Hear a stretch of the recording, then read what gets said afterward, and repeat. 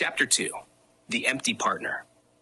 The ice felt different when someone was missing. Crystal Storm noticed it immediately.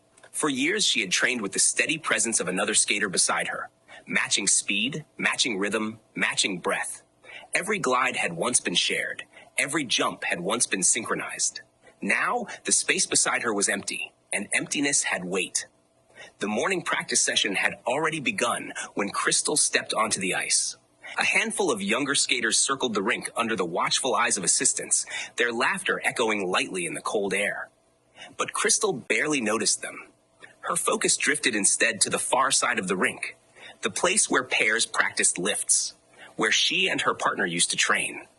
She stood still for a moment before pushing forward. Her blades whispered across the ice as she skated slowly towards center. 1 year. The thought pressed heavily on her mind. Only 1 year until the World Championships. Only 1 year to rebuild everything. Only 1 year to reach gold. The timeline felt both long and impossibly short. Crystal began with simple edges, tracing careful curves into the ice. Her movements were precise, disciplined, the habits of years guiding her body even when her thoughts wandered. She tried not to think about her former partner, but memories came anyway. The first time they landed a double twist successfully. The first time they qualified for nationals. The moment they stood together at the Olympics, staring out at a sea of cameras and flags. They had trusted each other completely. Trust like that could not be replaced overnight.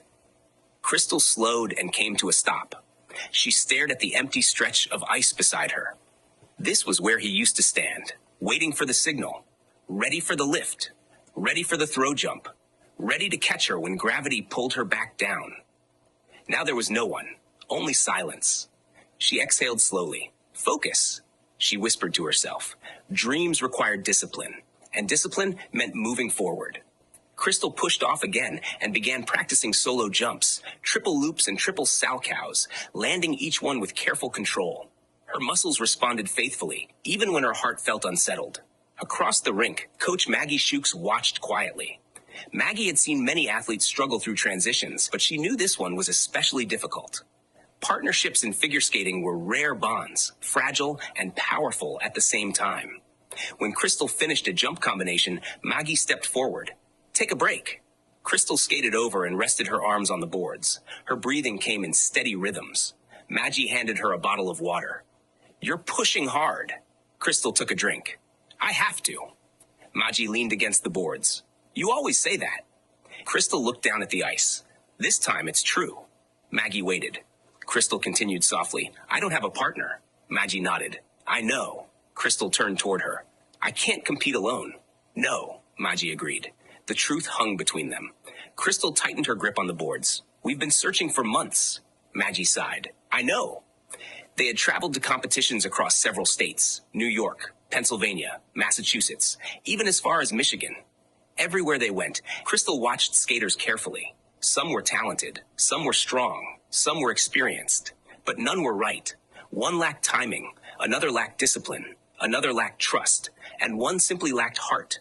Crystal had felt guilty turning them down, but she could not compromise. Gold required excellence. Maggie spoke gently.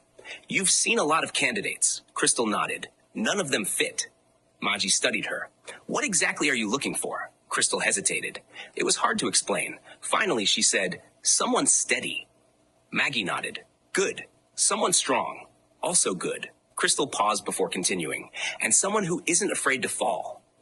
Maggie smiled slightly. That's the most important part, because skating was built on falling. Every champion knew that. Crystal looked back at the ice. I need someone who won't give up halfway through. Maggie understood. Half commitment destroyed partnerships faster than failure ever could. Maggie spoke thoughtfully. Sometimes the right partner doesn't come from where you expect. Crystal turned. What do you mean?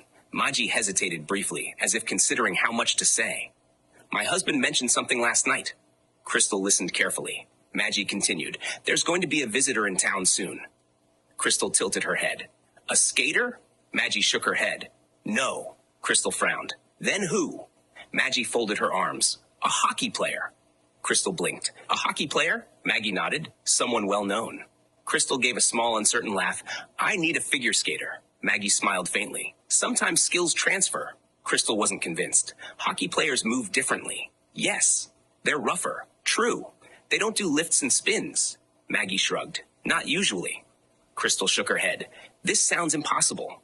Maggie didn't argue. Instead, she said quietly, impossible things happen sometimes. Crystal fell silent. She had learned long ago that Maggie rarely spoke without reason. Still, a hockey player? It sounded absurd, and yet something about the idea stirred a faint curiosity. Crystal pushed away from the boards.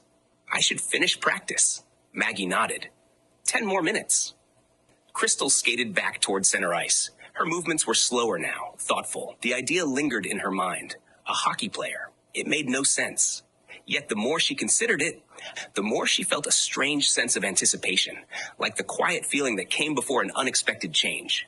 She moved through her routine again, practicing spins and transitions. Each movement demanded focus. Each edge demanded control.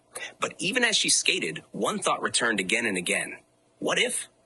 After practice ended, Crystal stepped off the ice and unlaced her skates. Her hands moved automatically through familiar motions. Bag packed, blades covered, jacket zipped. Maggie waited near the exit. As they walked toward the doors, Crystal asked quietly, "Who is he?" Maggie glanced at her. "The hockey player?" Crystal nodded. Maggie opened the door, letting in a rush of cold winter air. "We'll talk about it tomorrow." Crystal stepped outside into the snow-covered streets of Clove Bridge. The sky was bright with morning light now. Cars moved slowly along icy roads. Shop owners shoveled sidewalks. Life continued as always. But something inside Crystal felt different. Unsettled. Expectant. As she walked home, she whispered a quiet prayer. "Lord, if you have a plan, help me trust it. Because right now, the future looked uncertain. And the empty space beside her on the ice felt larger than ever.